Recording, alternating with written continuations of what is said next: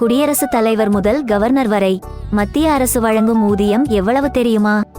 இந்தியாவில் அரசு துறையில் உச்சபட்ச சம்பளம் யார் வாங்குகிறார்கள் என்பதை அறிந்து கொள்ள பலருக்கும் ஆர்வம் இருக்கலாம். இந்தியாவில் உச்சபட்ச பதவியாக குடியரசுத் தலைவர் பதவி இருந்து வருகிறது. இவரே இந்திய முப்படைகளின் தளபதியாகவும் நாட்டின் முதல் குடிமகனாகவும் இருக்கிறார். குடியரசுத் தலைவருக்கு மாதம் 5 லட்சம் ரூபாய் சம்பளமாக வழங்கப்படுகிறது. இது தவிர பல வகையான அலவன்ஸ்கள், ராஷ்டிரபதி பவன் அதிகாரப்பூர்வ இல்லம், அரசு வாகனங்கள், 24 மணி நேர பாதுகாப்பு பணியாளர்கள் என அவருக்கு ஒதுக்கப்பட்டுள்ளது. அடுத்தது துணை குடியரசுத் தலைவர். இந்த நிலையில் இருப்பவர் மாத சம்பளம் 4 லட்சம் ரூபாய் என்பது தெரிந்ததே. இது தவிர தங்குமிடம், கார், பாதுகாப்பு, மருத்துவ வசதிகளை அரசு வழங்குகிறது. அதிக சம்பளம் வாங்குபவர்கள் லிஸ்டில் கவர்னர் 3ஆம் இடத்தில் உள்ளார். ஒரு கவர்னர் மத்திய அரசிடமிருந்து 3 ரூபாய் 50 லட்சத்தை மாத சம்பளமாக பெறுகிறார்.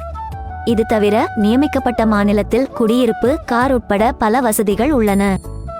இந்திய தலைமை நீதிபதி 4வது இடத்தில் உள்ளார்.